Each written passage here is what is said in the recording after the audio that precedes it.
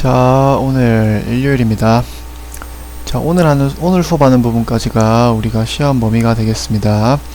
오늘은 134쪽부터 139쪽 가지고 산업혁명에 대해서 우리가 배우게 됩니다. 굉장히 상식적인 측면에서도 우리가 꼭 알아둬야 되는 부분이니까 한번 들어봅시다. 자, 일단 학습 목표 핵심 키워드는 다음과 같습니다. 우리가 공부할 때 이 산업혁명의 원인, 왜 일어났느냐, 그리고 영향, 그 결과에 대해서 우리가 알아야 되겠습니다. 핵심 키워드는 다음과 같습니다. 자, 그러면 산업혁명이라는 게 일단 뭐냐? 자, 우리 이 엘빈 토플러라는 사람 굉장히 유명한 사람이고 미래학자로서 굉장히 유명한 사람입니다. 이 사람이 쓴 책 제3의 물결이라는 책이 있는데, 자, 이 사람이 인류의 큰 변화를 이 세 가지로 표시를 했습니다. 신석기 혁명, 첫 번째가 신석기 혁명, 두 번째가 산업혁명이고, 지금 일어나고 있는 우리 시대가 정보화 혁명이라는 시대다라고 해서 이 사람이 이 세 가지로 구분을 했는데, 우리 첫 번째 신석기 혁명 다 배웠죠. 농경이 시작되면서 정착을 하게 되면서 인류의 어떤 생활에 큰 변화가 일어났던 게 신석혁명이고, 두 번째가 오늘 배울 산업혁명입니다. 이 산업혁명이 왜 일어났는지, 그리고 어떠한 변화를 가져왔는지 우리가 배우게 되겠습니다, 오늘. 자, 먼저 산업혁명이 시작된 곳은 영국입니다. 영국. 이 산업혁명이라는 게 뭘 말하는 거냐? 자, 영국에서 이제 기계가 발명이 됩니다. 이때까지는, 이전까지만 해도 일일이 사람들이 손으로 어떤 옷도 만들고 여러 가지 사람의 손으로 하기 때문에 굉장히 제한적이겠죠. 자, 근데 이제 이 시기가 되면 한 18세기 후반입니다. 1700년대 후반 정도 됩니다. 이 시기가 되면 영국에서 기계가 발명되면서 기술이 또 개발되면서 이제 사람이 손으로 하는 게 아니라 공장에서 기계로 바탕으로 이루어지는 공장제 기계공업이 이루어집니다. 자, 근데 이게 이 사회 전체에 엄청난 변화를 가져오게 되는데, 이러한 변화를 우리가 산업혁명이라고 합니다. 자, 그러면 왜 영국에서 시작되었냐? 자, 먼저 첫 번째, 우리 지난 시간에 배웠듯이 이 명예혁명 이후에 이제 영국의 정치가 안정화됩니다. 자, 그러면서 정치와 사회가 안정되면서 이제 경제가 발전할 수 있는 하나의 계기가 됩니다. 첫 번째. 두 번째는, 그리고 영국이 우리가 알다시피 이 스페인의 무적 함대를 물리치고 해가 지지 않는 나라라고 하죠. 해가 지지 않는 나라. 풍부한 식민지로 영국의 기계공업으로 만든 제품을 팔 수 있는 충분한 시장이 확보가 됩니다. 그리고 세 번째, 영국 자체 내에서 이 석탄과 철 같은 지하 자원이 풍부하다라는 것. 네 번째, 그리고 인클로저 운동이라는 것으로 인해서 이제 농촌에서 농민들이 일자리를 잃고 도시로 몰려들면서 굉장히 풍부한 노동력을 가지게 됩니다. 자, 그래서 이 네 가지를 바탕으로 영국에서 시작되게 되는데, 자, 우리가 주의해야 될 점은 네 가지라는 점입니다. 네 가지라는 점. 이게 뭘 뜻하는지는 여러분이 이제 알겠죠? 자, 그러면 인클로저 운동, 이게 무슨 말이냐? 여러분이 처음 들어보는 말일 겁니다. 자, 그러면 이제 일단 인클로저 운동 알아봅시다. 인클로저 운동이라는 것은 일단 영어 단어 인클로즈라는 단어에서 비롯되는데, 원어민식 발음은 선생님 영어를 잘 못해서 인클로즈, 일단 사전적인 뜻은 담이나 울타리 두고는 둘러싸다, 에워싸다 라는 뜻입니다. 자, 여기 밑에 보면 만화의 장면 같은 게 있죠. 자, 이게 뭐냐면, 이 시기에 자본주의가 발달이 되면서 농업을 하면서도 이제 돈을 벌기 위해서 농업을 하는 자본주의적인 농업 경영이 확산됩니다. 그러면서 이 영주들이, 이 땅을 가지고 있는 지주들이 최대한 땅을 많이 가지기 위해서 대농장을 형성하게 됩니다. 자, 그러면서 이제 힘없는 농민들은 이 자기들이 가지고 있던 토지를 이 대지주들한테 빼앗기고, 이제 토지가 없으니까 농사를 지을 데가 없죠. 그래서 이 사람들이 이제 자기의 생업을 유지하기 위해서 도시로 몰려가게 됩니다. 그래서 이 농촌에서는 일자리를 잃고 쫓겨난 농민들이 이제 도시로 와서, 이 사람들이 이제 산업혁명 시기에 수많이 생겨나고 있는 공장의 노동자로 투입되게 됩니다. 그래서 이 인클로저 운동이라는 것이 이 산업혁명 시기에 크게 발달하게 되는, 영국에서 크게 노동력이 풍부하게 되는 하나의 원인이 되는 사건이 이 인클로저 운동이라는 사건입니다. 자, 그래서 이 산업혁명이라는 게 서서히 이제 이루어지게 되는데, 처음에 면직물 공업에서 시작이 됩니다. 이 면직물이 뭐냐면 우리가 흔히 입는 이제 옷이 이 면직물이죠. 면직물. 영국에서 이 면직물 공업이 발달되게 되는데, 이 면이라는 것이, 이 면직물이 생겨나기 전에는 모직물을 썼습니다. 모직물, 양털. 근데 이 모직물이라는 거는 이 물 묻으면 굉장히 무겁고 사람들이 일단 무거우니까 이 새로 개발된 면직물의 수요가 엄청나게 많이 늘어납니다. 그래서 이 어떻게 해야 이 면직물을 빠르고 대량 생산할 수 있는가가 이 돈을 벌기 위한 이 자본가들의 핵심 어떤 관심 사항이었습니다.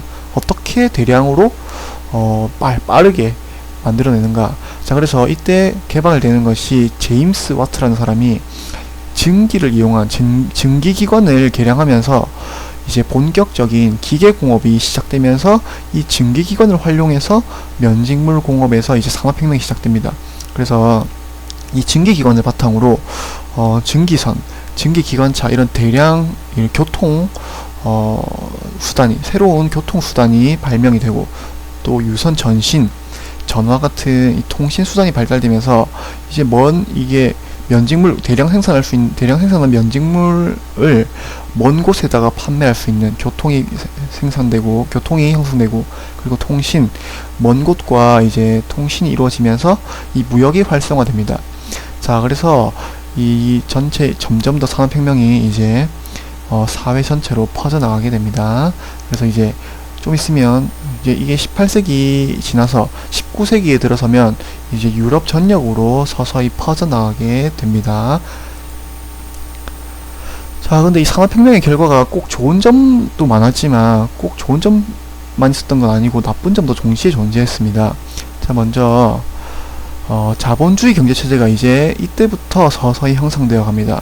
이제 공장에서 대량 생산과, 그리고 아까 말했듯이 새로운 교통수단이 만들어지면서 대량 무역이 가능해지면서 이제 중산층들이 풍요로운 삶이 이루어지게 됩니다. 그리고 이제 이 시기에 공업 도시들이 형성되면서 우리가 축구팀으로 많이 유명한 맨체스터, 리버풀 이런 곳에서는 이제 이 시기에 다 새롭게 대도시로 커져가는 이 공업의 발달로 대도시로 형성되어가는 도시들이 우리가 방금 말했던 맨체스터, 리버풀, 런던 이런 도시들입니다. 그리고 이제 근대적인 자본주의 경제체제가 형성되면서 이제 자본가와 노동자라는 계급이 등장합니다. 우리가 이 이전까지만도 계급이라는 거는 귀족, 농민 이런 계급이 존재했었는데 이제 새로운 계급입니다. 자본가, 이제 누군가를 고용해서 돈을 벌어들이는 자본가와 노동자, 누군가에게 고용당해서 돈을 버는 이 자본가와 노동자 계급이 등장하게 됩니다. 자, 이 초기 자본주의 이론가로 굉장히 유명한 사람입니다. 상식적으로 꼭 알아둬야 될 사람입니다. 애덤 스미스라는 경제학자입니다. 자, 이 사람이 주장했던 바가 국가의 간섭 없는 자유로운 경제활동을 주장합니다. 그래서 이때 당시 자본가들에게 굉장히 어떤 지지를 얻었던, 호응을 얻었던 경제학자가 이 애덤 스미스라는 경제학자고, 여러분 중에 나중에 대학 가면 꼭 이 사람 배우게 됩니다.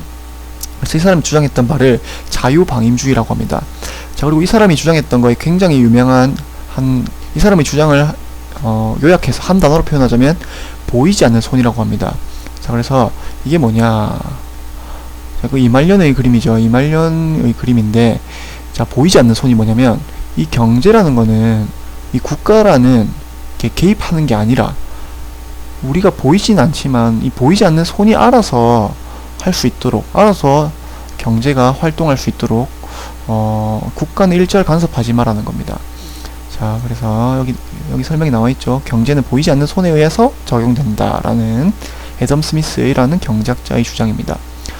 자, 근데 굉장히 나쁜 사회 문제도 발생합니다. 일단 빈부격차, 아까 도시로 몰려드는 노동자들, 이 노동력이 풍부하다 보니까 당연히 노동력이 풍부하면 적은 임금으로도 서로 일하려고 달려들겠죠. 그래서